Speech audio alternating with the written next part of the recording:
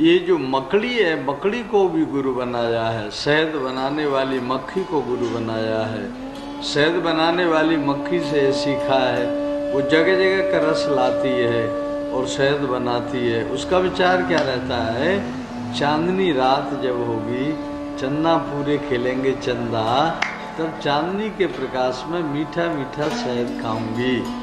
तो जोड़ जोड़ कर धरती रहती है, तरह तरह के रस लाती है, पुष्पों के, परागों के, और शहद बना के तैयार करती है। जब खाने का टाइम आता है, कोई शिकारी देख जाते हैं, आगे अग्नि लगा के सबको भगा देते हैं और निचोड़ के और शहद निकाल के ले जाते हैं। शिकारी जैसा करता है ऐसा ही यमराज करते रहते हैं। हम सोच रहे हैं हम कब सुखी होंगे, जब तक यमराज निचोड़ ले जाते हैं। शिकार शहद की मक्खी रस रस संचय करती है, हम भी इसी तरह का जीवन भर संचय करते रहते हैं। लेकिन वो संचय ठीक हमारे मतलब में आएगा ये कोई नहीं जानता। मक्खी से हमने सोचा है संग्रह उतनी करे जितनी आवश्यकता हो, अधिक वस्तुओं का संग्रह न करें। ज्यादा वस्तुओं का संग्रह करके अनुपयुक्त होने के कारण से कभी भी विनाश हो सकता है। एक मकड़ी होती है, मकड़ी एक जाला बनाती है, कहीं भी मकड़ी जाला बनाती है, ऊंची से ऊंची जगह, बड़ी बड़ी खतरनाक जगह मकड़ी जाला बना लेती है। मकड़ी जो जाला बनाती है और कितने भले 10 किलोमीटर 10 मीटर की जगह में बनावे, वो अगर आप उसको समय देंगे तो उतने जाले को समेट के पेट में रख लेती है। उसका जो जाला बनाने का जो मटेरियल है वो कहीं बाहर से थोड़ी लाती है, वो पूरा का पूरा उसके पास ही होता है। तो चाहे जब उसे जाल को बना देती है और चाहे जब उस जाल को अपने भीतर ले लेती है। इसी तरह से हमारे प्रभु इस जगत जाल को बना देते हैं और फिर चाहे जब इसे भीतर कर लेते हैं। तू मकड़ी सा उगलता है, उसे फिर लील लेता है, समूचा विश्व जो सुनते सभी का ग्रास तेरा है। दसों दिश तीन लोकों में चराचर जीव जड़ में तू, चराचर जीव जड़ में तू। बता वह थल मुझे स्वामी जहाँ नहीं बास तेरा है। बता वह थल मुझे स्वामी जहाँ नहीं बास तेरा है।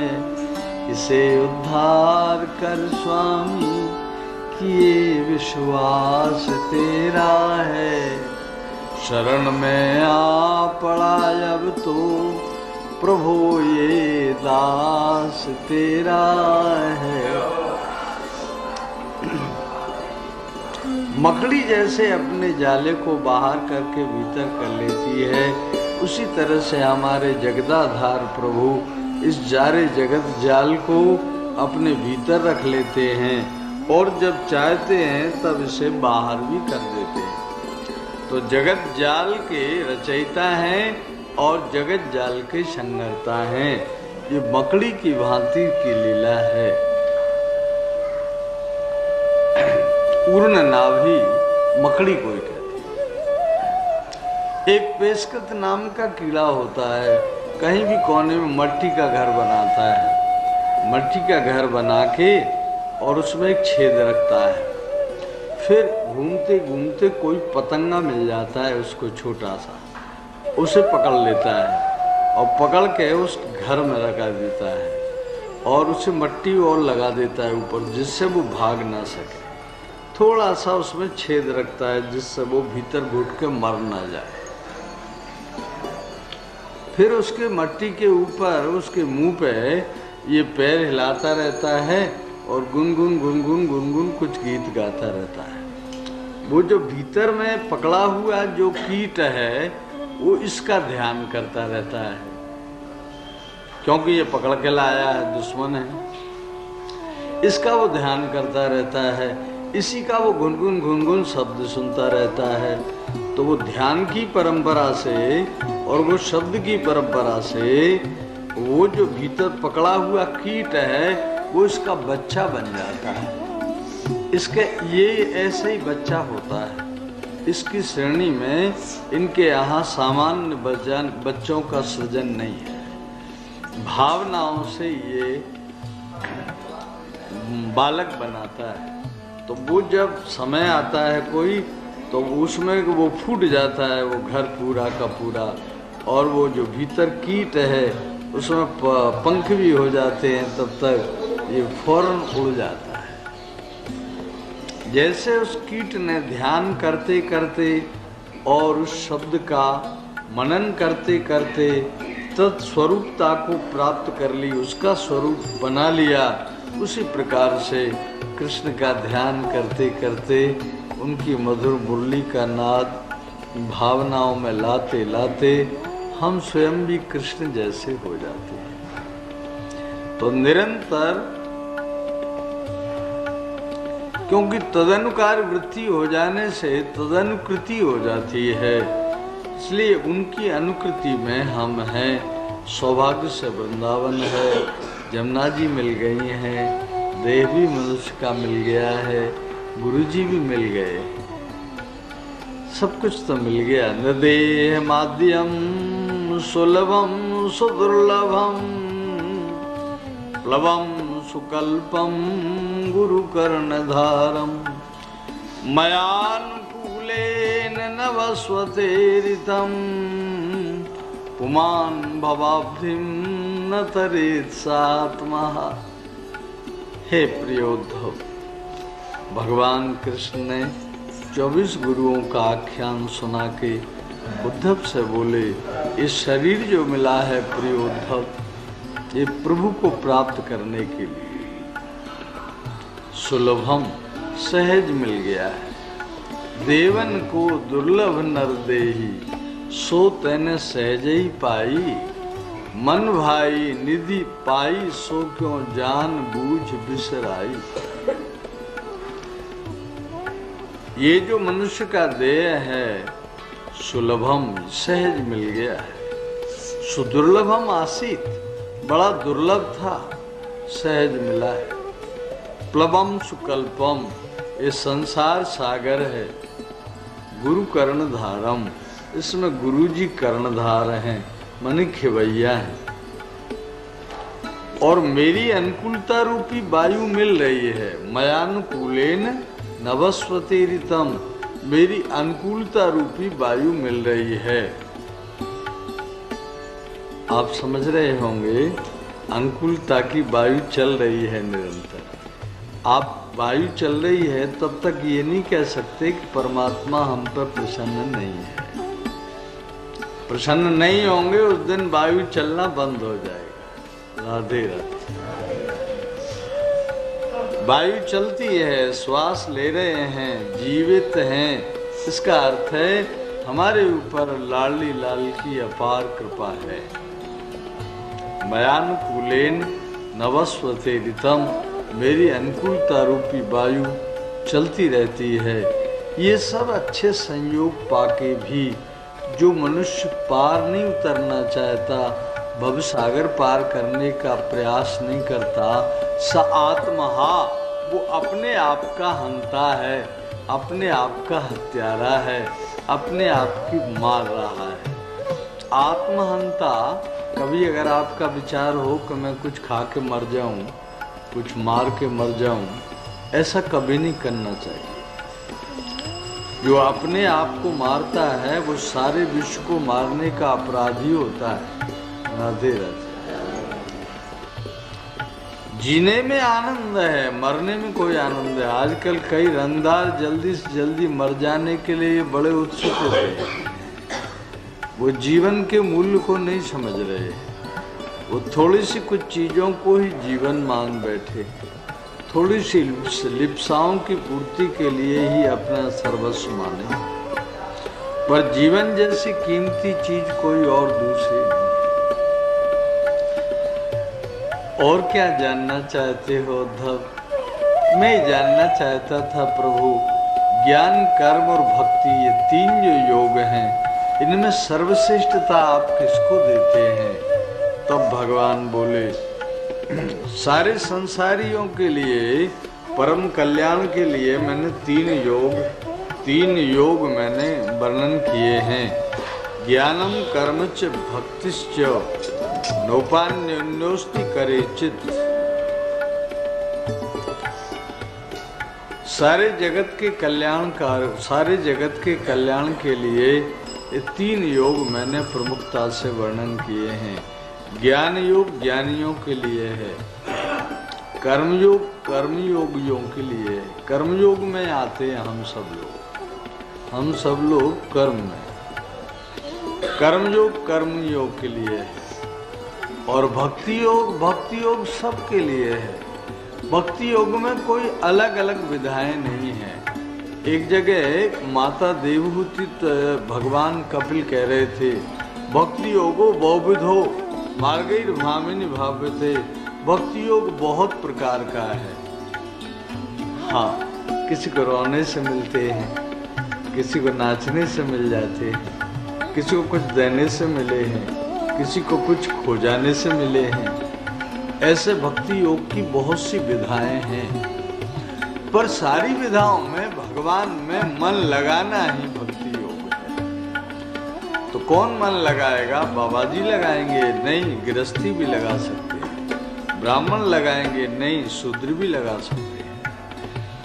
तो कोई पढ़े लिखे लगाएंगे? नहीं, मूर्ख भी लगा सकते हैं। तो भक्ति योग में किसी एक विधान, ऐसी कोई विधा नहीं है कि ये लोग भक्ति कर सकेंगे।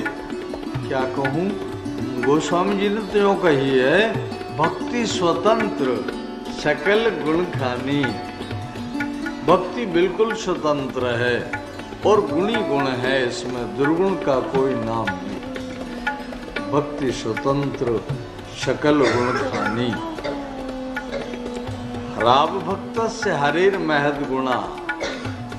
देवता उस दिन कह रहे थे, बोले ये जो भक्ति करते हैं इनको देवता अपने आप सारे सद्गुण प्रदान कर देते हैं।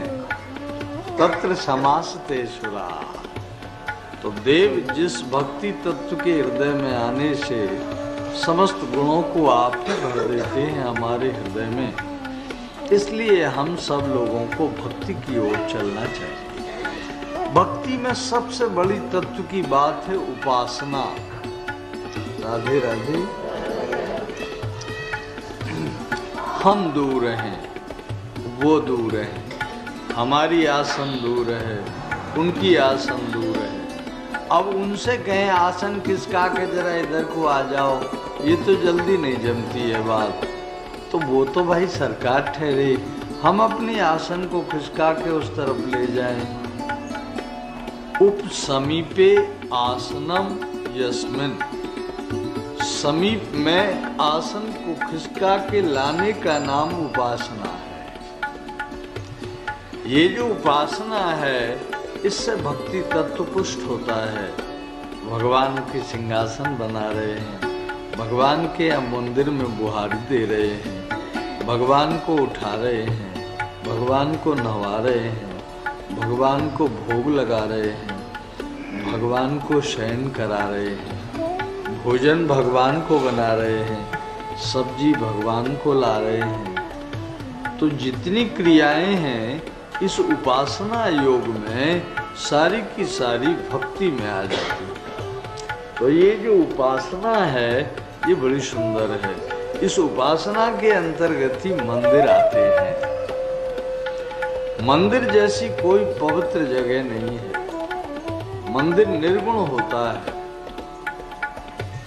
बने तु सात्विको वासो ग्रामे राजस्व उच्यते तामसम द्यूत सदनम मन्निकेतम तु निर्गुणम। वन में रहना सात्विक निवास है।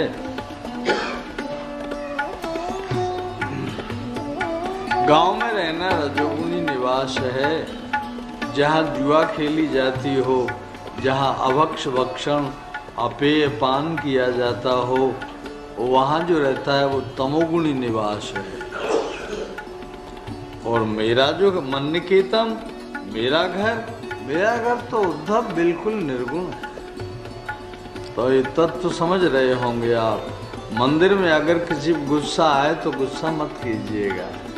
मंदिर में दूसरे दुर्गुण यदि मन में प्रवेश करें तो मत आने दीजिएगा, क्योंकि वो स्थान ही निर्गुण है। पहली बात तो वहाँ आते नहीं हैं। अगर कदाचित कोई गुण पहले से घुसे पड़े रहते हैं तो गुणों का उत्पादन करते रहते हैं, तो उन गुणों को बड़े भाव से दमाते रहना चाहिए।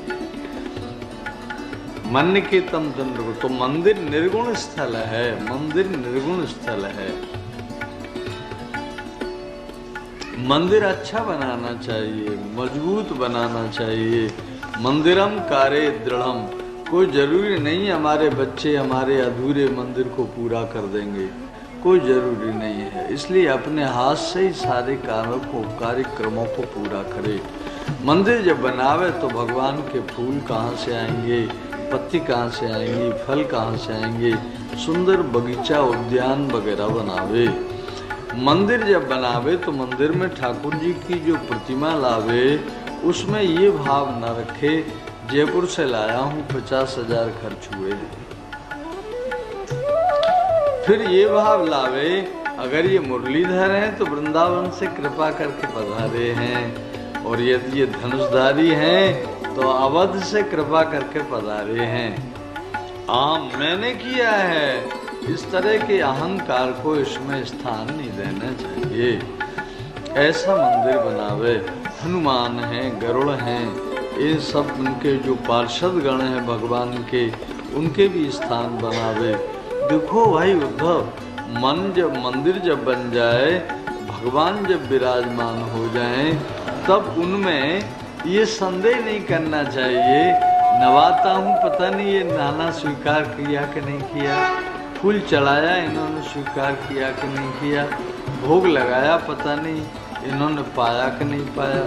ऐसा कभी संदेह अपने हृदय में नहीं आने देना चाहिए। इतना निर्भय सिद्धांत है आराधना का। मेरे ठाकुर जी मैं नवाता हूँ तो ना लेते हैं, जो पहनाता हूँ पहन लेते हैं, जो पवाता हूँ पा लेते हैं, जरूर पा लेते हैं। मेरी सारी बात को समझते रहते हैं, मेरी सारी बेबसी को भी जानते हैं, मेरी सारे मनोवृत्तियों को भी जानते हैं। ये कुछ नहीं जानते मेरी बात को, ऐसा कभी भाव नहीं आने देना चाहिए। ये देख रहे हैं, ये सुन रहे हैं, ये पा रहे हैं, ये बोलने वाले हैं, ये देख रहे हैं, ऐसी ललक से ठाकुर के दर्शन करें, ठाकुर के साथ व्यवहार करें। जब कभी आप राधा वल्लभ जी जाएं, जब कभी आप बांके बिहारी जी जाएं, तो आप उनकी आंखों में आंखें डाल दीजिए। देखिए कि हमारे आने पर इनकी आंख घूम रही है कि नहीं घूम रही है, ये हमारी ओर देख रहे हैं कि नहीं देख रहे हैं। आपको थोड़ी देर तो कुछ ऐसी पागलपन की सी बात लगेगी, लेकिन दिन 2 दिन 4 दिन में आंखें घूमने लग जाएंगी और वे आपको सच्ची देखने लगेंगे। मने क्या खूब सौदा नगद है, साथ दे साथ ले। ये बात केवल सुनने की नहीं है, ये व्यवहारिक बात नहीं है, ये पारमार्थिक बात है। इनमें एक सत्य है, उस सत्य को ग्रहण कर लेना चाहिए।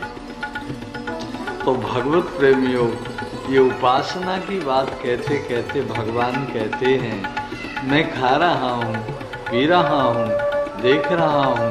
ऐसी भावना से जो सेवक है, पुजारी है, जो भक्त है, उसे मेरी दृढ़ धारणा करनी चाहिए। मैं खाता भी हूँ, पीता हूँ, बोलता हूँ, देखता हूँ, सुनता हूँ, मुझे सबकी मालूम है। ऐसी धारणा मेरे में वो निरंतर करता रहे, तो इससे उसकी जो उपासना का योग है वो सिद्ध हो जाता है। अयोध्या है ना, अयोध्या के पास एक कोई ब्राह्मण रहते थे, भूमिहार उधर बहुत हैं, भूमिहार ब्राह्मण रहते थे। और उनके 2 भाई थे, दोनों की शादी हो गई, दोनों के एक एक लड़का हुआ। 12 बीघा धरती थी दोनों के पास। 6-6 बीघे की धरती को अपने अपने उपयोग में लेते थे। एक पहले कभी कोई ऐसे रोग चलते थे, हैजा, प्लेग, महामारी, तो एक कोई ऐसा रोग आया, उस रोग से बड़ा भाई भी चलता रहा और बड़ी भाभी भी चलती रही। एक लड़का रह गया था चाचा चाची के पास।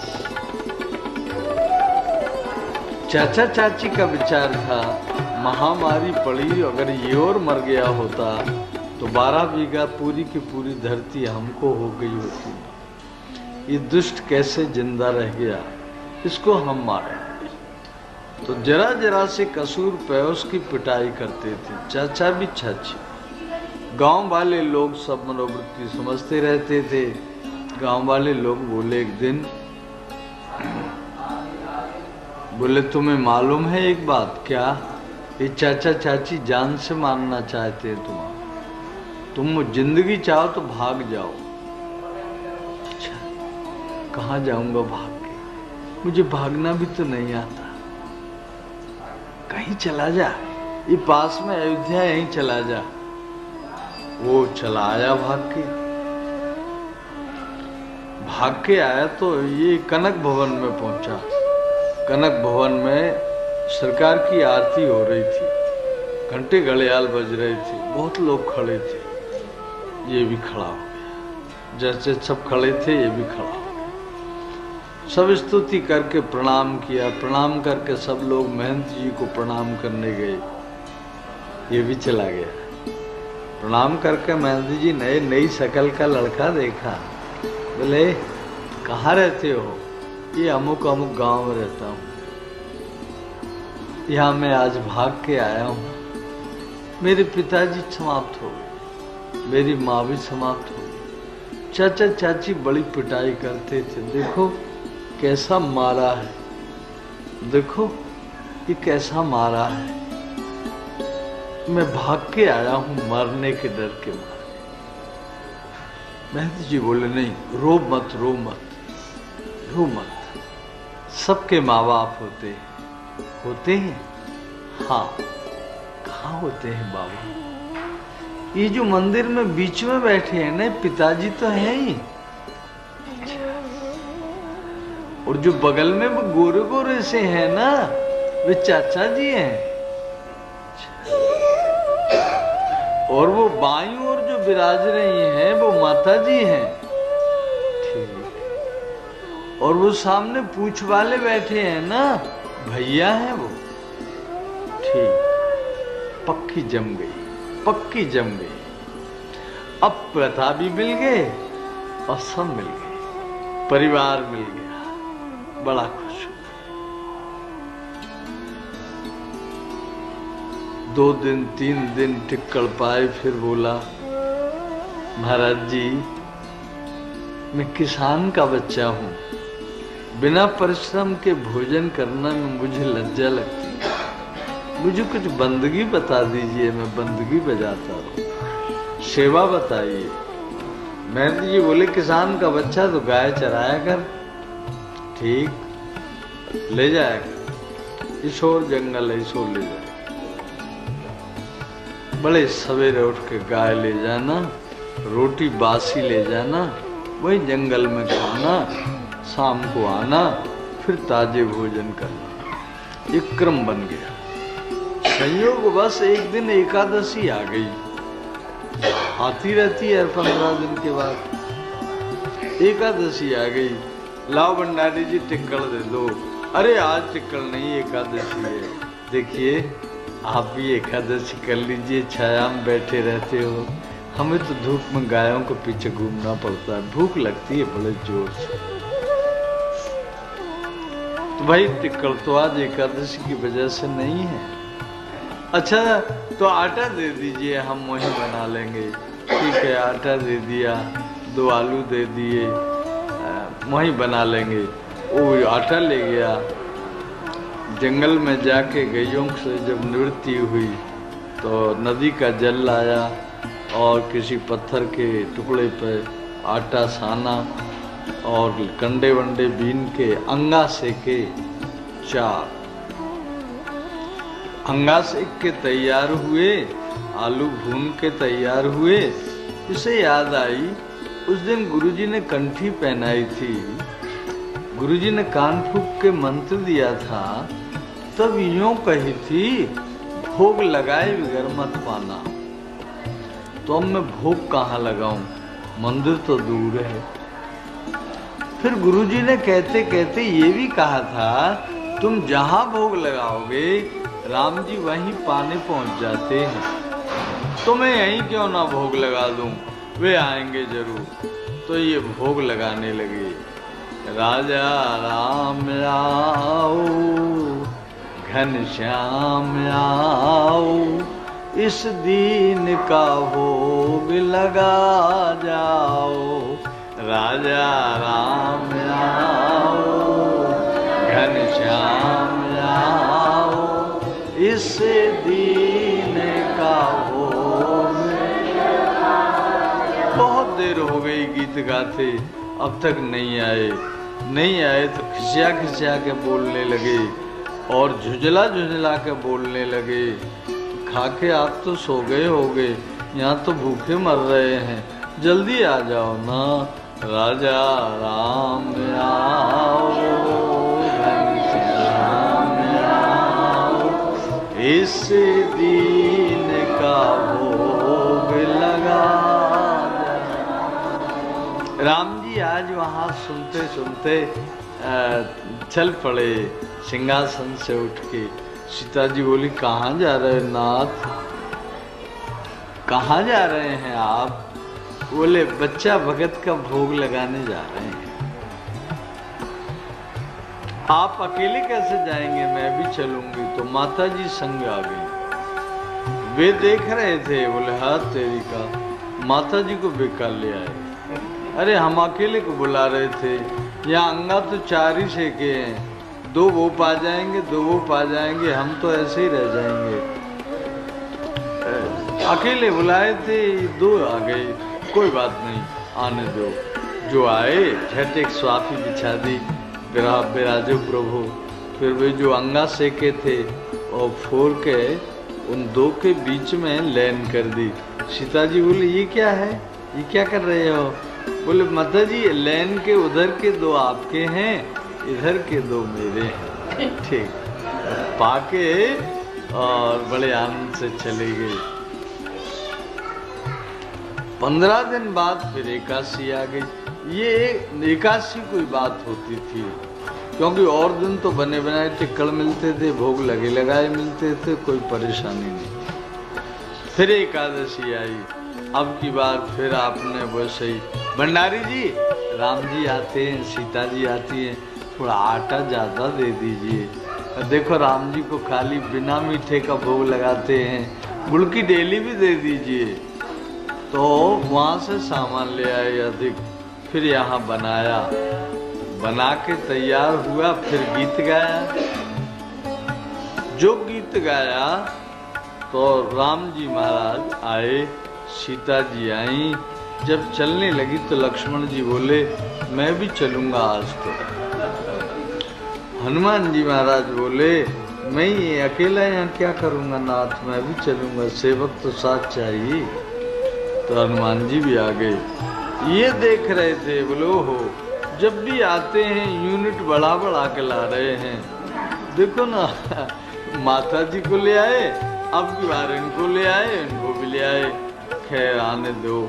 जब आए सब बैठ गए तो 8 अंगा बनाए थे आज।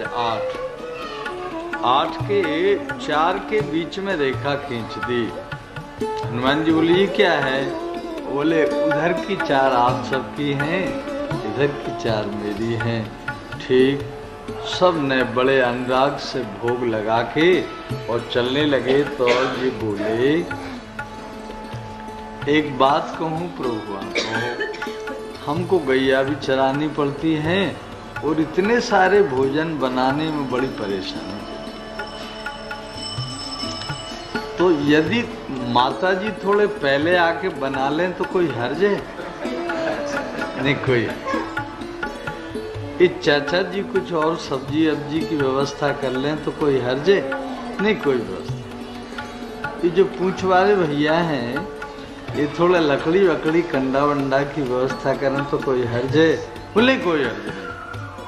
प्रभु राजा तो आप ही है ना, सबके सब तो राजा है नहीं। आप कुछ मत कीजिए, आप वृक्ष के नीचे बैठे रहिए। राम जी ने स्वीकार कर लिया। पर एक बात है भाई, नरोत्तम नाम था इनका। नरोत्तम 12 बजे से पहले मत बुलाना, वहां जब राजभोग हो जाएगा तभी हम लोग आ सकेंगे। राजभोग के किवाड़ बंद होने से पहले हम कैसे भी नहीं आएंगे। नहीं महाराज 12 के बाद ही बुला। तो महाराज जब 12 बजे तो ड्यूटी तो लगी गई थी, तो जी आए सब। सीता जी आके भोजन बनाने लगी, लक्ष्मण जी आके कोई तोरई ओरई छीलने लगे, हनुमान जी कोई लकड़ी वकड़ी तोड़ने लगे। इतने अनुराग में भीज गए थे सबके सब। कैसा शुद्ध अनुराग था इसका। सब लोग काम करते करते 4 बजे का समय ध्यान नहीं रहा। 4 बज गए। 4 बजे मंदिर में किवाड़ खुलते थे, ठाकुर जी उठते थे, उत्थान का भोग लगा, उत्थापन का भोग लगा। पुजारी ने किवाड़ खोले, देखा भोग कहाँ लगाऊं, ठाकुर जी तो है नहीं, कोई एक भी नहीं है। सब गए, घबरा गया, क्या हो गया। आए महंत जी के पास, महाराज जी कोई नहीं है, ठाकुर जी सब गए। हनुमान जी कोई नहीं, सब गए। पता नहीं कहाँ गए। तुमने ठीक से शयन कराए थे? हाँ महाराज, मैंने ताला भी खोला, ठाकुर जी नहीं थे। कहाँ गए? अब घबरा गए सब, घबराहट हो गई सब पूरे संत मंडल में। भंडारी आए, वो बोले नरोत्तम हर एकादशी को आटो बढ़वा के ले जाए करे है, आलू ले जावे, आप तो बहुत सो गुड़ ले गए है। महंत जी समझ गए जरूर वहां राम गए होंगे, राम का ऐसा ही स्वभाव है, जरूर गए होंगे। महंत जी बिना खड़ाऊं के भागते भागते वो छोड़ गए जहां गईं चरती। वहां आवाज आ रही थी हूं हूं हूं की। पूंछ वाले बाबा लकड़ी तोड़ रहे थे। जैसे ही महंत जी पहुंचे, आहा अंजनी नंदन प्रभु, ये तो सब हमारी सेवा है, आप छोड़िए हम करेंगे। अरे तुमने अभी देखा क्या है, और भीतर तो जाओ। और भीतर गए तो देखते हैं कि लक्ष्मण लाल भी कोई काम कर रहे हैं। सौमित्री जी, सौमित्रा नंदन जी, लाइए हमको दीजिए। अरे बोले तुम और भीतर तो जाके देखो जरा। ये और भीतर गए तो जनक नंदिनी जी का चूल्हा बुझ गया है, जंगल का, हवा लग रही है तो फूंक रही हैं, पर हृदय में बड़ा खीज नहीं है, कोई दुख नहीं है, बड़ी प्रसन्न है और बड़ी वात्सल्य मुद्रा से देख रही हैं। महंत जी गए, माता जी हम तो इसी के लिए बाबा जी हुए हैं, हमारा तो धर्म ही सेवा है, हमारा तो कुछ काम ही और नहीं है। माँ आप हटिए, मैं बनाता हूँ, मैं बनाता हूँ। एक बात पूछो माता जी, नरोत्तम ने ऐसा कौन सा गुण देख के आप इसके इतने अनुकूल हो गए हो, ये तो कृपा करके बता दो। बोले देखिए भोजन ये हमको ही बनाने, तुमको नहीं बनाने देंगे। और कौन सा गुण है कौन सा नहीं है ये तो मालिक की बात है। वो देखो पेड़ के नीचे बैठे हैं जिन्हें कोई काम नहीं करना पड़ रहा, उनसे जाके सारी बात पूछो। तब महंत जी वहाँ गए, करुणानिधान के साष्टांग प्रणाम की। बोले प्रभु, नरोत्तम में ऐसी कौन सी विशेषता देखी आपने जो आप इतने अनुकूल हो गए? तब राम जी ने एक ही उत्तर दिया था, निर्मल मन जन सो मोहि पावा, मोहि कपट छल छिद्र न भावा। निर्मल मन सो मोहि भावा, निर्मल मन मुझे पा लेता है, पापा पा लेता है निर्मल मन। छल कपट छिद्र ये सब चीज मुझसे बहुत दूर है। तो ये विविध नाम रूपों में विद्यमान अपने प्राण वल्लभ से इसीलिए निवेदन किया था ये उदाहरण कि सेवा सर्वस्व है। कली में सेवा सर्वस्व है। घर में सेवा रखिए, ठाकुर जी को खूब मनाइए। जो आपके सेव्य ठाकुर जी घर में हैं, इनसे बड़े विश्व में कोई दूसरे देव नहीं है। राधे राधे। आपके पास जो मंत्र है, इस मंत्र से बढ़ के उत्तम मंत्र विश्व में दूसरा कोई नहीं है। आप जो रोज पाठ करते हैं, उस पाठ से बढ़ के त्रिभुवन में दूसरा कोई पाठ नहीं है। आप अपनी धारणाओं में पुष्ट बनिए।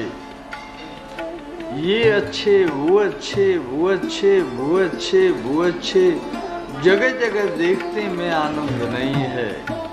मन को एक रूप में लगा देंगे, एक रूप में, राम रूप, श्याम रूप, शिव रूप, तीन ही रूप है लगाने के। जल्दी कहाँ मन लगे वहाँ लगा दो, वह उससे बढ़ के फिर कोई और दूसरा नहीं है। मेरे मंत्र से बढ़ के तो आप कहेंगे हमको उसको बस में करना है, उसी मंत्र से हो जाएगा। आपको उसे दंड देना है, उसी मंत्र से दंड हो जाएगा। ये अलग अलग सम्मोहन, मारण, विद्वेषण, पृथक पृथक किसी तांत्रिक के चक्कर में फंसने की आवश्यकता नहीं है। राधे राधे। कब कौन सा ग्रह लगेगा, कब कौन से ग्रह की कैसी युति होगी, कौन सा ग्रह क्रूर है, कौन सा ग्रह सौम्य है, जब ऐसा मन घबरावे तब कृष्ण के चरणों की ओर देख। हिति जी महाराज से पूछो क्या कह रहे हैं। जो पे कृष्ण चरण मन अर्पित, काकरी है नवग्रह रंग। यदि तेरा मन कृष्ण के चरणों में समर्पित है तो नवग्रह रंग कुछ बिगाड़ नहीं सकते। अर्थात नवग्रह को भी रंग शब्द दिया है। राधे राधे। तो अपने मन को बलवान बना के शिव ठाकुर में चित्त लगाएं। अपना जो मंत्र है उसे पूर्ण मनन का विषय बनाएं। हमारे भीतर जो भगवत साधनाएं हैं, उस साधना में, उस साधना से बढ़ के त्रिभुवन में दूसरी कोई चीज नहीं। हमारी उपासना मेरे ठाकुर जी, मेरे गोविंद, मेरे शरणागत वत्सल, ये आनंद है। राधे राधे। ठाकुर जी सब रूप में मिलते हैं। पति चाहिए तो पति होते हैं, पत्नी चाहिए तो पत्नी भी होते हैं। राधे राधे। दक्षिण भारत में एक सखू बाई हुई है, सखू बाई। उनके पति बड़े कठोर थे। संयोग की बात, सास भी बड़ी कठोर मिली। दोनों बड़े दुख देते थे। अच्छा, पहले महिलाओं को घर में जितना आटा खर्च होता था, घर में ही पीसना पड़ता था।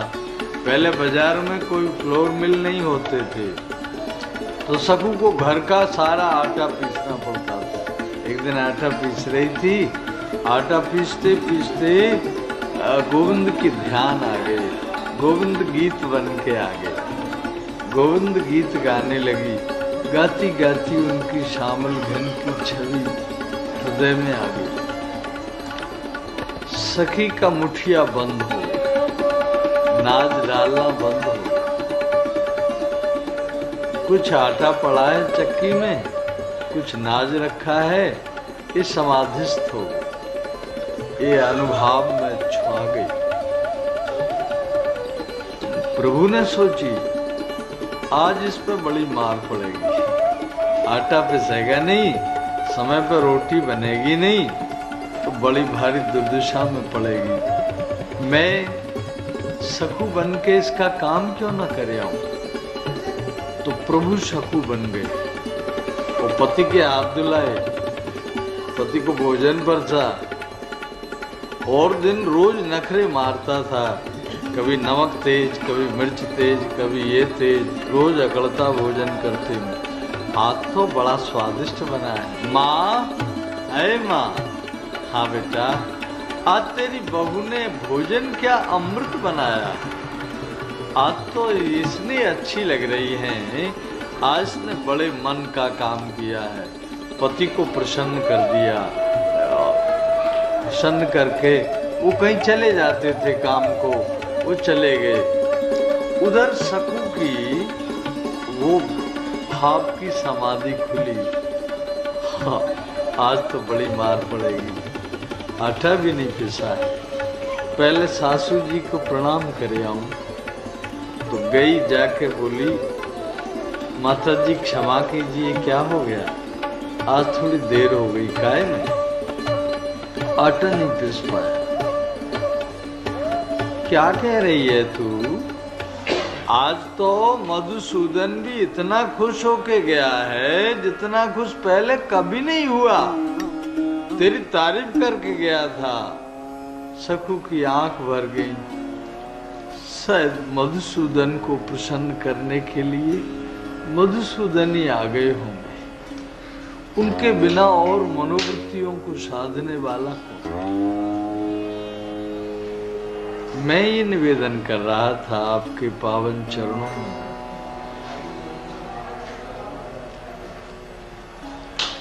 नारी भी बन जाते, पुरुष भी बन जाते, बच्चे भी बन जाते।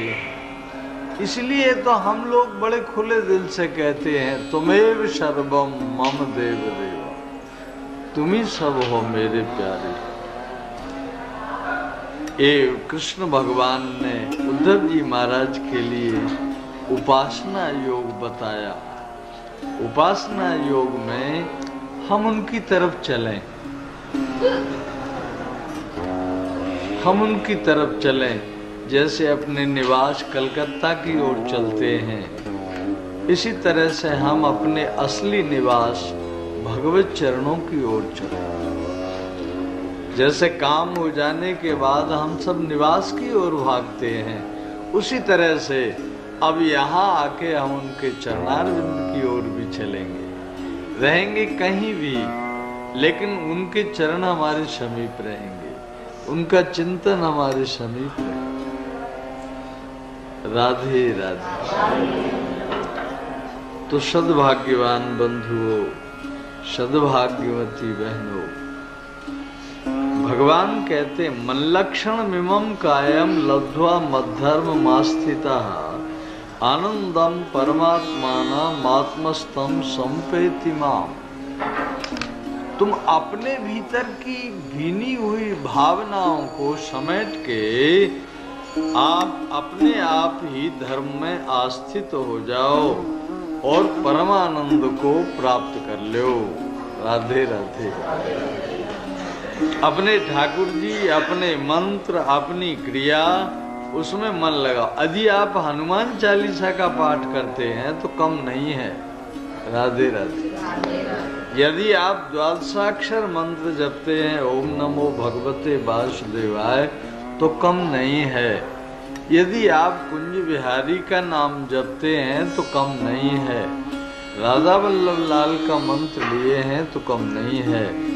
आप यदि श्री कृष्ण शरणम मम लिया है तो कम नहीं है, क्योंकि भगवत प्रीति में द्वैत, अद्वैत, शुद्धाद्वैत या विशिष्ट अद्वैत का कोई मर्म नहीं है। राधे राधे।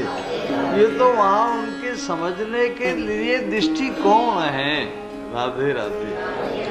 नजर देखेगी तो चश्मा काला भी लगा सकते हैं, पीला भी लगा सकते हैं, हरा भी लगा सकते हैं। नजर देखेगी नहीं तो कौन सा चश्मा लगाओ। तो ये नजर बदल लेनी है। सप्ताह का अर्थ है दृष्टिकोण को बदल लेना, मनोविचारों को बदल लेना। भजन नहीं करते तो भजन की ओर चढ़ जाना, बढ़ जाना। मिलते नहीं है, दिखते नहीं है। कब देखने का प्रयास किया है? तुमने कब देखा है? तुमने कब ढूंढा है? मन नहीं लगता है, लगेगा क्यों? जहां लगता लगाओगे, लगाते आ रहे हो वहां लग रहा है। उनमें कब लगाया था मन? नहीं लगाया था तो अब क्यों लगेगा? आज से लगाना शुरू करो तो लगना शुरू कर देगा। ये मन बड़ा सीधा सच्चा, बड़ा देखता है। मन बहुत खराब नहीं है, मन बहुत अच्छा है। ये इसका चंचल होना भी गुण ही मैं तो मानता हूँ। ये चंचल होता है तभी ये हमारा काम बना देता है। अगर ये चंचल नहीं होता तो कितनी बार ये काम के पास गया। अगर ये काम में ही चिपका रहता तो हम अब तक मर नहीं गए होते। अब कितनी बार क्रोध के पास गया। अगर ये क्रोध के ही पास बैठा रहा होता तो हमारी क्या स्थिति होती। तो इसका चंचल होना ये कोई दुर्गुण नहीं है, इसका चंचल होना गुण है। हम जीवों के लिए ये महान प्रयत्नशील है मन। तो इस मन को बुरा मत बताओ, बहुत अच्छे हैं मन तुम, चलो वृंदावन। झुकी हुई लताओं के नीचे सघन कुंजों के भीतर श्यामा श्याम का अवलोकन करो।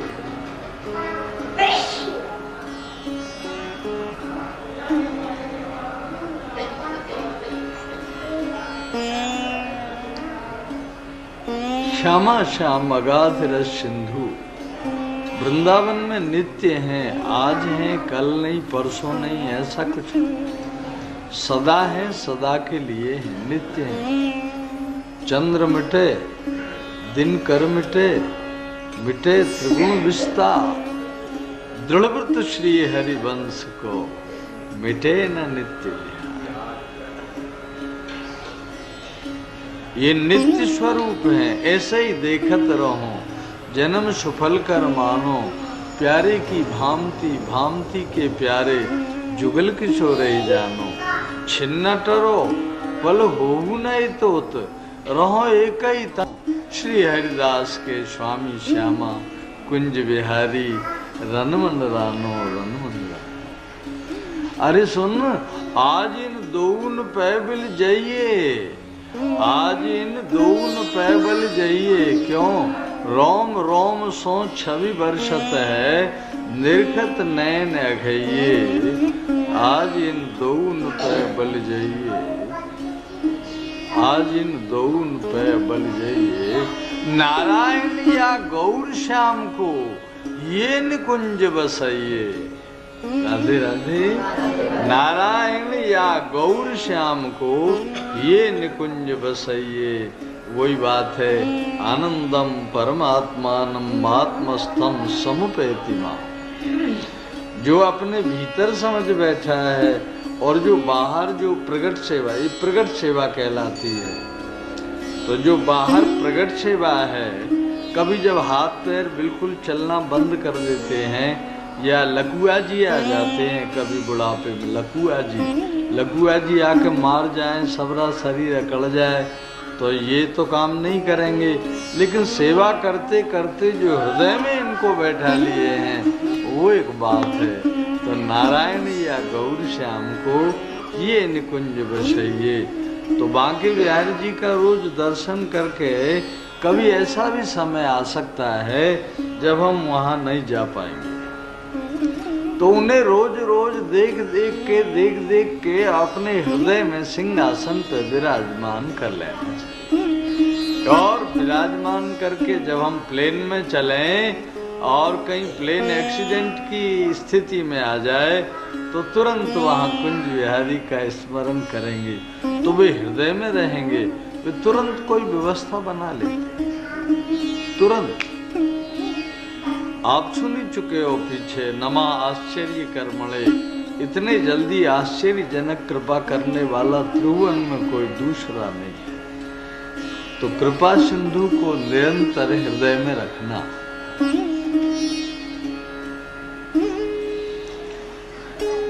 कमाने को बहुत कमाइए, पर धन का बड़ा सही उपयोग कीजिए, क्योंकि धन की जो धाराएं हैं उनके लिए एक आख्यान कहते हैं। राजा, पहले एक आइल नाम के राजा थे, उन्होंने खूब धन कमाया था। इसी तरह एक अवंतिका में भिक्षु रहते थे, वेद का स्वाध्याय करते थे, निरंतर प्रणव का जप करते रहते थे, लेकिन धन के बड़े लोभी थे, खूब धन कमाया। कभी नारी कहती थी एक साड़ी हमको ले आ दो ना, तो वो कहती सुन, साड़ी आएगी 200 रुपये में, 200 रुपये तू रख ले, खर्च मत कर। लड़का कहता मुझे भी कपड़े चाहिए पापा जी, तो कहते 100 रुपये के आएंगे ना, ले 100 रुपये तू रख ले, खर्च मत कर। किसी के मन की नहीं होने दी उसने, अपने धन को कमा कमा के इकट्ठा करता रहा, किसी के मन की बात नहीं सुनी। वे सब के सब लोग गुस्सा हो गए। जब इसको लकुआ मार गया बुढ़ापे में, इसके कुछ काम नहीं हो रहा था, तो लड़के भी सोच रहे थे, पत्नी भी सोच रही थी, अब तो ये कमाने के मतलब के नहीं है, अगर ये मर जाते तो कितना अच्छा रहता। अब ये कुछ कमा तो सकते ही नहीं है, चल लेते हैं किसी तरह लंगड़े लंगड़े से, अगर ये मर गए होते तो कितना अच्छा होता। देखो उसी ने जोड़ जोड़ के धरा है कमाने खाने को, अब वो नहीं कमा रहा है, तो अब कैसी निराशा छा गई। एक दिन किसी बात पे इन्हें घर से निकाल दिया, पत्नी ने धक्का दे दिया, लड़के भी धक्का दे के निकाल रहे थे। आज ये घर से निकल के चल दिया। देखो मैं इस धन को सब कुछ समझ रहा था, ये धन मेरा कैसा शत्रु बन गया है। देखो मेरे अपने थे, सबके सब पराये हो गए हैं। देखो भाई तुम लोग ध्यान रखना, धन कमाने में, धन संग्रह रखने में, धन के खर्च करने में बड़ी अच्छी बुद्धि रखना। मेरी बड़ी गलती हो गई है। ये 3 तरह से धन का उपयोग होता है, दानम भोगो नाश, तिस्रो गतयो भवन्ति वित्तस्य, यो न ददाति न भुंक्ते तस्य तृतीया गतिर्भवति।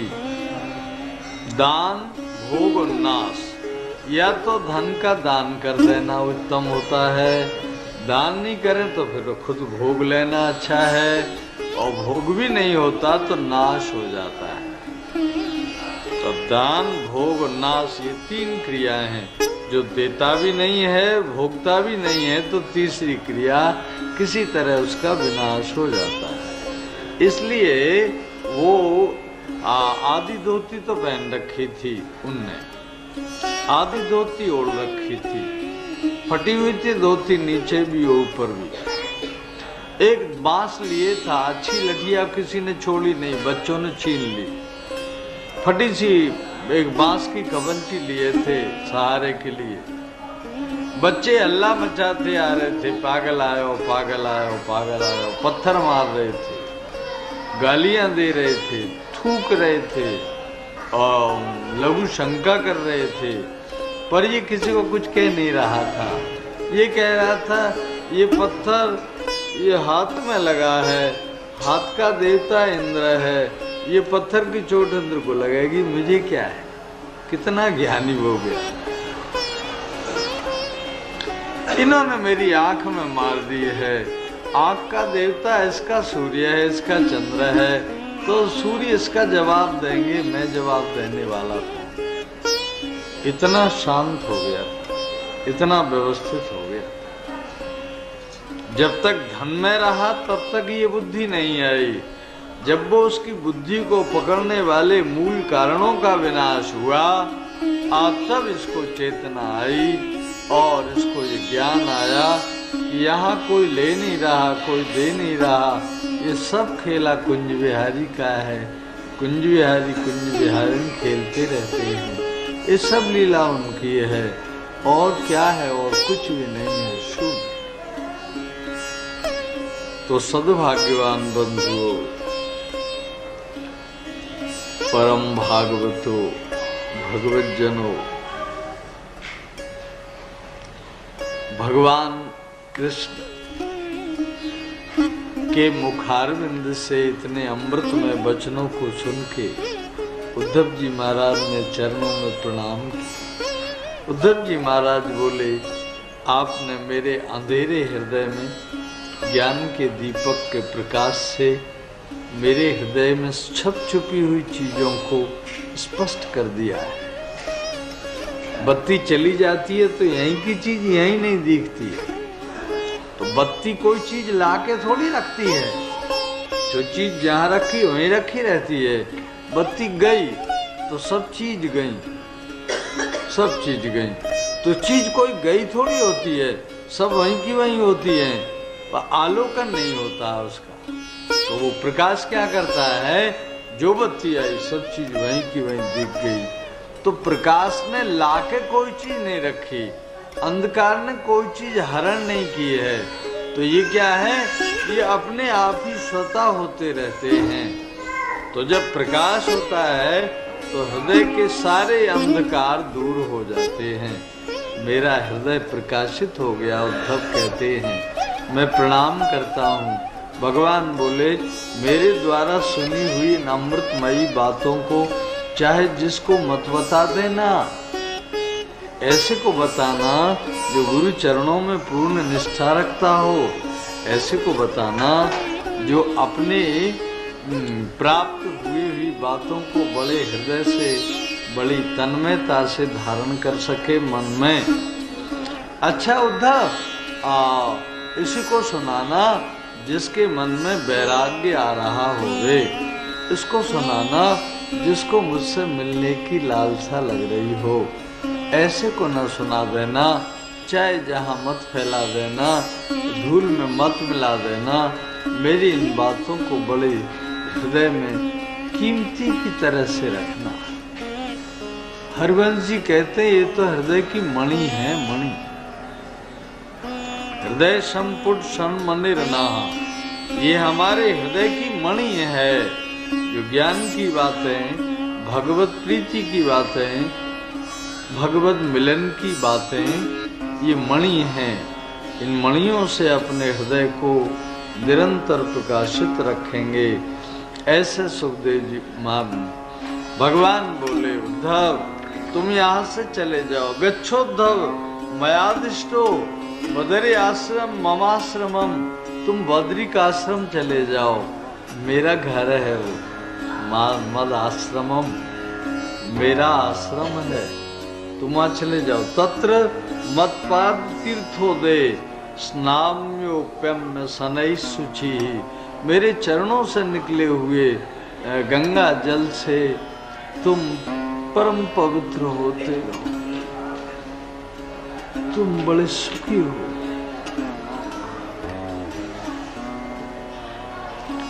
अलकनंदा के शीतल जल में स्नान करते रहे।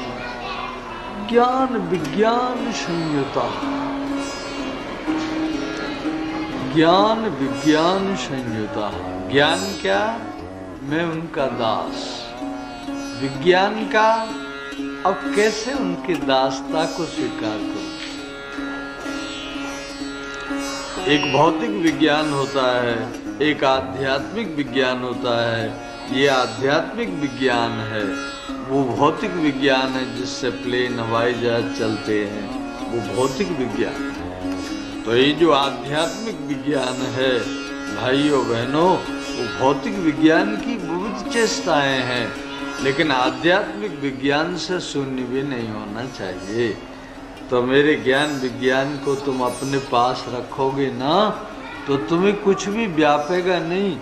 ठंडे शीतल जल भी तुमको बुरे नहीं लगेंगे, वहाँ के कंदमूल फल के भोजन भी तुम्हें बहुत स्वादिष्ट लगेंगे, क्योंकि मेरा विज्ञान तुम्हारे भीतर होगा।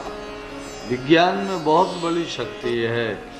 उद्धव जी महाराज चलने लगे प्रणाम करके। इतना ज्ञान दिया है पर आंखों से आंसू टपक पड़े। अरे अरे उद्धव उद्धव, मैंने तुम्हें कितना समझाया। क्या समझाया नाथ, आपको छोड़ने में कलेजा फट रहा है, हृदय विदीर्ण हो रहा है। उद्धव जी महाराज प्रणाम किए, उत्तर दिशा की ओर चले। सुनो, द्वारका वालों से कहते जाना जल्दी से जल्दी नगरी को खाली कर दें। मेरे त्यागने के बाद में ये नगरी को भी समुद्रे प्लाविष्यति, समुद्र में डूब जाने वाली है। जो आज्ञा कहते गए उद्धव चले गए। भगवान पीपल के वृक्ष के नीचे आनंद मुद्रा में चरण के घोंटू के ऊपर दूसरा चरण रख के, एक घोंटू पे हाथ रख के बड़ी आनंद मुद्रा में विराजे थे। जी विराजे जी कौन है? जगत गुरु है। जगत गुरु, इनसे बड़ा जगत गुरु कौन? क्या जगत गुरुत्व है? बोले देख लो हमने कितना फैलाया और समेटते भी हमको देर नहीं लगी। तुम फैला के समेटोगे तो रोते जाओगे। हम रोते नहीं हैं, हम फिर भी अपने आनंद में। शालीन बहुत गंभीर मुद्रा में भगवान विराजमान, चरण को चरण पर रख के हिला रहे थे। जरा नाम के व्याध ने हिलते हुए मृग के मस्तक को जान के तान के बाण मारा। वो बाण भगवान के तल में लगा। फिर शिकार पकड़ने को जल्दी आया, संभालने को आकर देखा चतुर्भुजम रूपम। द्वारकाधीश के 4 भुजाएं हैं। राधे राधे। ब्रजे दुविजम द्वारवत्याम चतुर्भुजा। ब्रज में जब कृष्ण रहते हैं तो 2 भुजा होती हैं। बेई कृष्ण जब द्वारका में जाते हैं तो चतुर्भुज होते हैं। आज चतुर्भुज रूप को देख के जरा कहने लगे मैंने अनजान में कर दिया था। अजानता कृतवदम पापे न मधुसूदना। मैं पापी हूँ, मैंने पाप में अनजान में ऐसा किया। भगवान मुस्कुरा उठे। ना ना, है काम इश्क तो ही में, ये तो मेरे मन की बात की है। तुमने कोई अपने मन की बात नहीं की, मेरे मन की सी मनमानी की है, मनौती की है। एक काम करो, देखो विमान आ गया है मेरे यहाँ से, उस विमान में बैठो और तुम जाओ। यही सुकृति नाम पदम, बड़े बड़े सुकृति जन जहाँ जाते हैं वहाँ तुम जाओ। वो हत्यारा आघात करने वाला, उस पर भी राग द्वेष नहीं है। ये कितना निराट स्वरूप। जाओ तुम सुकृति नाम पदम, बड़े बड़े सुकृतियों की जगह पे चले जाओ। ये उसमें बैठे और जरा प्रभु से पहले जा रहा है। प्रभु भगवान के श्री अंग में से तुरंत एक दिव्य बिजली सी प्रकट हुई। सौदामनी, घने सौदामनीय था। जैसे बिजली मेघमालाओं से प्रकट होती है और मेघमालाओं में मिल जाती है, उसी प्रकार से भगवान के श्री अंग का दिव्य तेज आकाश मंडल में विलीन हो गया। देह नहीं मिली, देह मिलती तो हम इसको मृत्यु कहते। राधे राधे। इसे मृत्यु नहीं कहेंगे। ये प्रकट हुए थे इसलिए अंतर ध्यान हो गए। जो प्रकट होते हैं वो अंतर ध्यान होते हैं। यहाँ अग्नि तो नहीं है, और यदि माचिस की सीख रगड़ेंगे तो अग्नि है। ये अग्नि कहाँ से आई है? इसमें से पैदा हुई है, न इधर से न इधर से न इधर से। फूंक मारी बुझ गई तो अग्नि कहाँ गई? यहीं के यहीं अंतर ध्यान हो गई। जाती तो देखी नहीं, यहीं रहती है, जला क्यों नहीं रही है? बोले प्रकट नहीं है। प्रकट कैसे होगी? अनल प्रकट चंदन ते होई, अतिशय रगर करे जो कोई। तो ये जैसे अग्नि का प्रकट होना अंतर ध्यान होना है, उसी तरह से उन भगवत तत्व का प्रकट होना अंतर ध्यान होना है। ये अपने धाम में चले गए। इनका धाम कौन सा है? श्री वृंदावन धाम ही इनका धाम है। वाह! वृंदावनम परित्यज्य पादमेकम न गच्छति। वृंदावन इनका धाम है, यहाँ जरूर रहते हैं। ढूंढ फिरे त्रैलोक्य में बसत कहूँ ध्रुव नाहि। प्रेम रूप दो माधुरे बसत निकुंजन माय।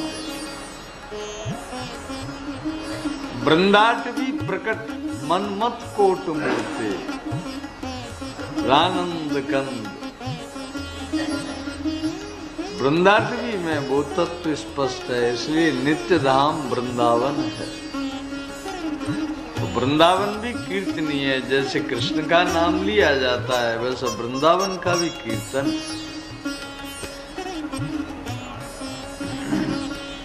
तो भगवत प्रेमियों,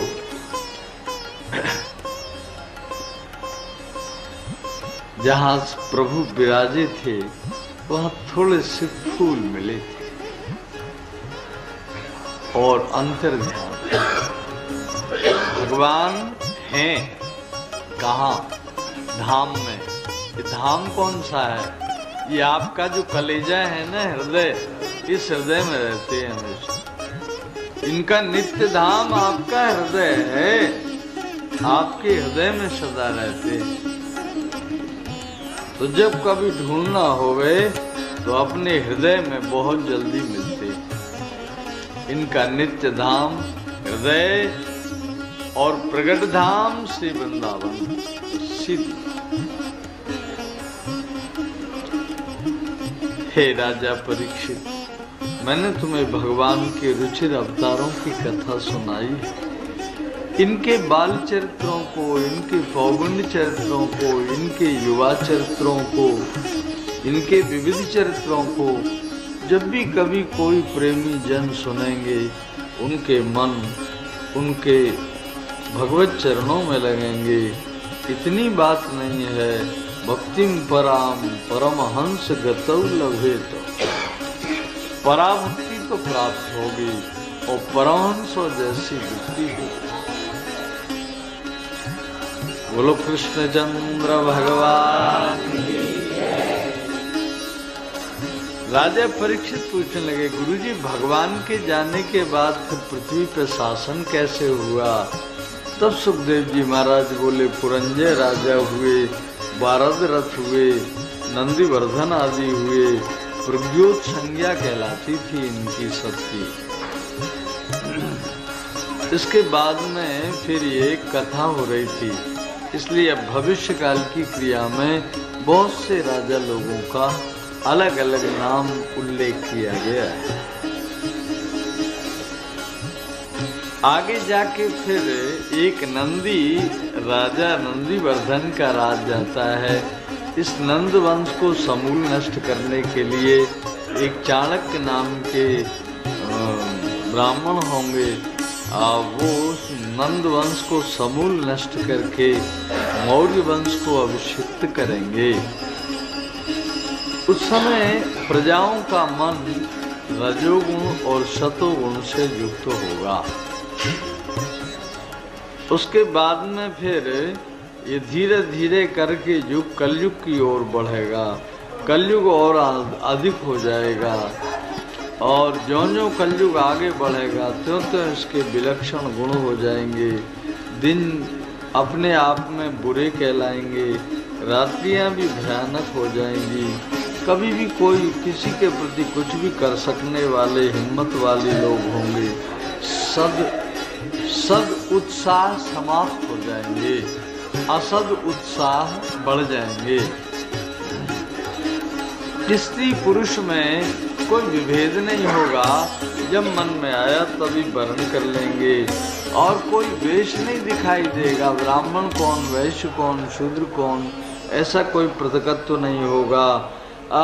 जैसे पेट भरे वही काम करेंगे, यार मार काय का पाप काय का पुण्य, नोट आएंगे काम बनेगा, ऐसा जो सोच लेना है तो कितनी बड़ी भारी अग्नि की बात है, कितनी हानि में वो जीव चले जाए। पाप ही पाप चारों ओर हो जाएगा, बहन भाई के संबंध बिगड़ जाएंगे, पिता और पुत्र और माता के संबंध बिगड़ जाएंगे। ये बात आने वाली है, भला अभी आई नहीं है। अभी कोई कलयुग को आया मत हुआ मत मान लीजिएगा। राधे राधे। नहीं तो कह जी कलयुग है, हम कर रहे हैं, पंडित कह रहे, पंडित कह रहे हो, हम कर रहे हैं, ठीक कर रहे हैं। कलयुग में सोई होगा तो सोई हम कर रहे हैं। अभी आया नहीं है कलयुग, अभी तो मातृशक्ति जहाँ की तहाँ है। अभी संत जनों के मन भगवत चरणों में निरंतर लहरते रहते हैं। अभी योगी भी हैं, तपस्वी भी हैं, सत्यवादी भी हैं, अभी नैष्ठिक ब्रह्मचारी भी हैं। अभी कोई भी बात कलयुग जैसी हुई नहीं है। राधे राधे। इसलिए दुराचरण की ओर मन को शिथिल करने का कभी कोई मन न करना।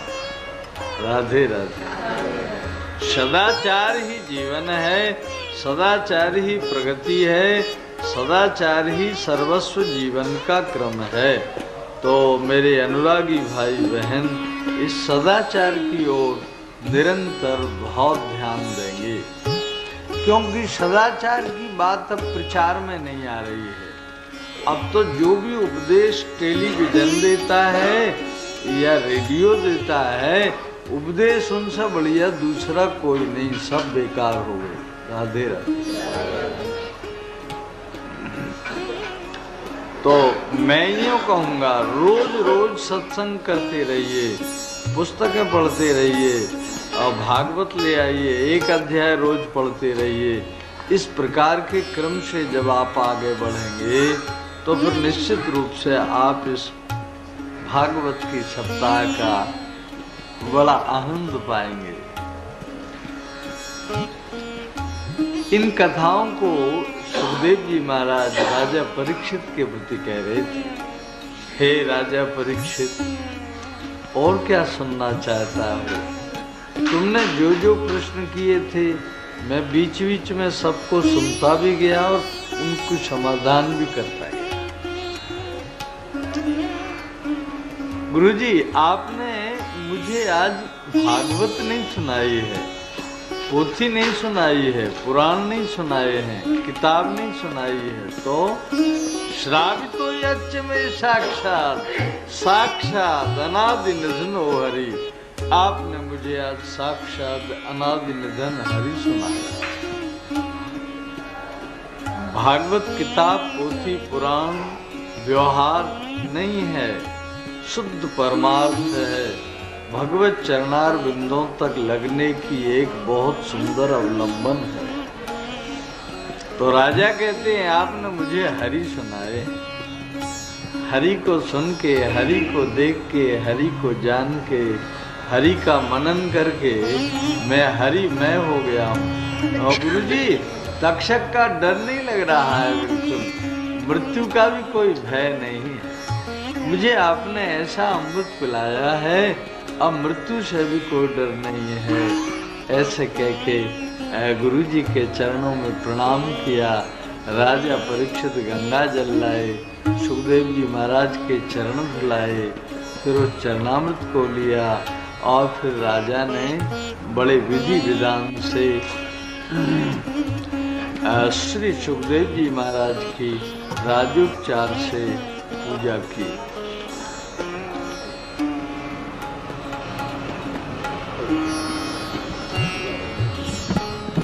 सर्वभूत हृदयं महिमानतोऽस्मि। ॐ भद्रं कर्णेभिः शृणुयाम देवा, भद्रं पश्येमाशविर्यत्राः स्थिरैरङ्गैस्तुष्टुवाग्वं तत्तनुर्वशेमहि देवहितं जदायुः।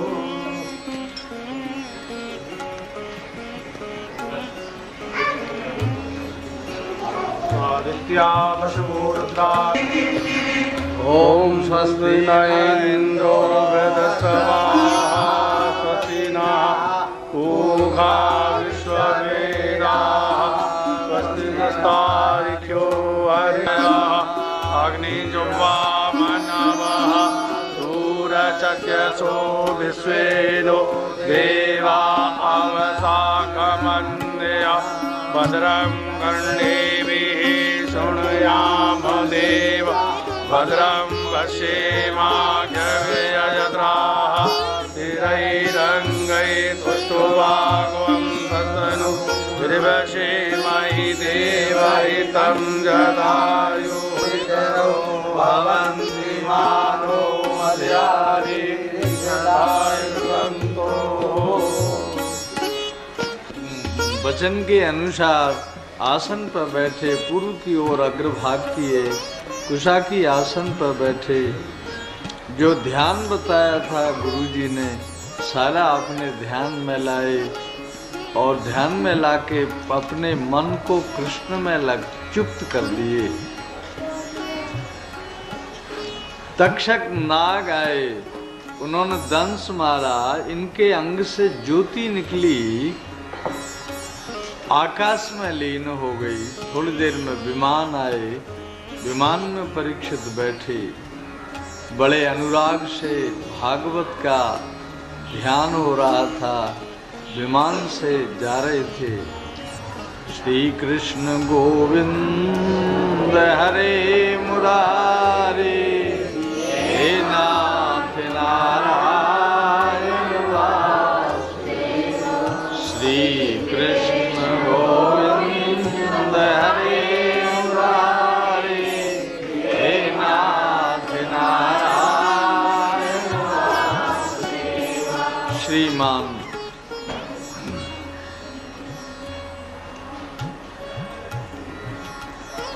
टेकचंद जी सहगल अत्यंत भगवद अनुरागी जन, संसार में बहुत बड़े कर्मठ कर्मशील, निरंतर प्रयत्न में लगे रहने, अनेकों ऐसी बातें, बड़े स्पष्टवादी, दोष गुण के पारखी, सद असद को पहचानने वाले। वृंदावन धाम में बड़ी निष्ठा हुई, पति पत्नी सहित पधारे। यहाँ अनेकों पारमार्थिक क्रियाकलापों को वृंदावन वासी जनों की सेवा में समर्पित किया।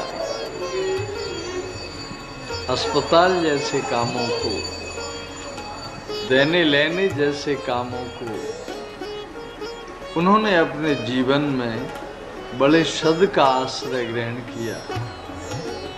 राधा वल्लभ लाल के पावन मृदुल पाद पद्मों में उनका ऐसा मन लगता था, बड़े लग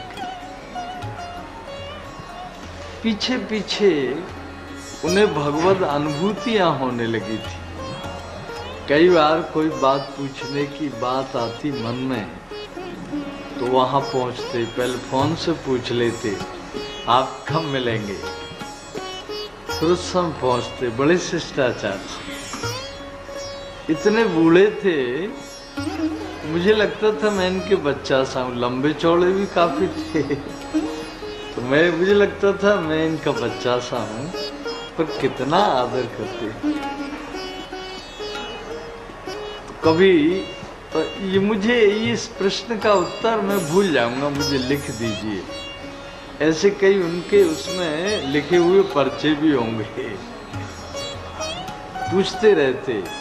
तो अंतिम दिनों में कहते थे उन्हें कुछ अनुभूति ऐसी होने लग गई थी। उनके श्री वृंदावन रज प्राप्ति को 1 वर्ष हुआ। उन्हीं के स्मरण में ये श्रीमद् भागवत, उनके सत्पात्र सुपुत्र श्रीमान बुद्धिमान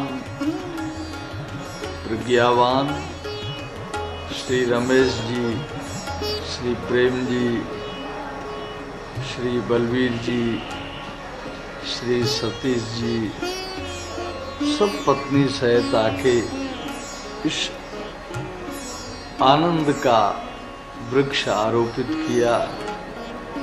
सब लोगों ने यहाँ सत्संग में सुख लिया। तो ऐसी सद आत्माएं सदमार्ग के लिए प्रेरित करती रहती है। ये सब भाई भी उन्हीं की तरह से बड़े सरल, सभी प्रकार से सुसंपन्न, सौहार्द से, परस्पर एक दूसरे के सहयोग से, मंतव्य से बड़े छोटों का सम्मान करें, छोटे बड़ों का सम्मान करें। बड़े जो छोटों का सम्मान करेंगे उसमें प्यार प्रीति होती है। छोटे बड़ों का जो सम्मान करते हैं उसमें आदर और आदर्श होता है। तो वो आदर्श, वो प्रीति इन सब भाइयों के हृदय में निरंतर सदा सदा रहे। ये सुख समृद्धि से संपन्न रहें। ये श्रीमद् भागवत के सप्ताह का आनंद फल है। तो सद्भाग्यवान बंधुओं, आज राजा परीक्षित की देह नाग आए हैं। एक बीच में वैद्य मिले, तुम कहाँ जा रहे हो? डसने। तुम क्या करोगे? ठीक करेंगे। कर दोगे? यहाँ का लो, मैं हरा पेड़ काटता हूँ, तुम ठीक कर दोगे? हाँ हाँ करूँगा। उन्होंने पेड़ काटा, सूख गया। उन्होंने मंत्र पढ़ा, हरे आ गया। नाग बोले, वो ये तो ठीक कर देगा। तुमको क्या चाहिए? ब्राह्मण बोले, मुझे धन चाहिए। खोद ले यहीं, इतनी धरती में, चाहे जितना ले ले। नागों को धन का पता रहे। तो धन लेके विषहारिणम, विषहारी ने धन उनको देके विदा कर दिया और जाके राजा को दंश मारा। दंश से ज्योति निकली। ज्योति के साथ विमान में बैठ के भगवत धाम चले गए। इनके जो पुत्र थे जन्मेजय, उन्होंने फिर यज्ञ किया। उस यज्ञ में वो नहीं आए, कल नहीं आया। बोले इंद्र के पाए में लिपटे, इंद्र की सिंहासन के पाए में, क्या वो नहीं आ सकती? क्यों नहीं आ सकती? तो इंद्र के सहित सिंहासन चल पड़ी, बड़ा अनर्थ हो जाता। बृहस्पति जी जल्दी आए भाग के, आके बोले जन्मेजय, तुमने जब से कितने जीवों को मारा पर पिताजी की शक्ल दिखी ना। सारी पृथ्वी को मार दो पर वो नहीं दिखेंगे। जो यहाँ जिस रूप से जाता है वो रूप से फिर नहीं आता, सब बदल जाते। अब तो अच्छा ये है, तुम्हारे पिता कितने अच्छे थे, उस पिता की पद्धति के अनुसार तुम्हें इस यज्ञ को यहीं समाप्त करना चाहिए। तुम्हारे पिता तो भगवत चरणों में है। ये तो धन शंस की बात तो पिछली है, ये तो भगवत चरणों में है। भागवत के प्रमुख श्रोता है। भागवत के प्रमुख श्रोताओं में मैल मक्कड़ जल्दी लगने का स्थान नहीं बनता। ये कथा ऋषि कह रहे थे नैमिषारण्य क्षेत्र। ऋषियों से सूत ये बोले, तुमने जो जो बात हमसे प्रथम स्कंद में पूछी थी वो हमने तुम्हें बताई। अब और क्या चाहते थे? मार्कंडे सुनना चाहते। मृगंड के पुत्र मार्कंडे कुशवाहा नदी के तट पर रहते थे। बड़े तपस्वी, जितेंद्रीय, सत्यवादी थे। एक दिन महादेव पार्वती जी निकल के आए थे। इनकी उस शालीन वृत्ति, शांत वृत्ति को देख के पार्वती जी बोली, ब्रह्मचारी के आश्रम में चलो। चले आए।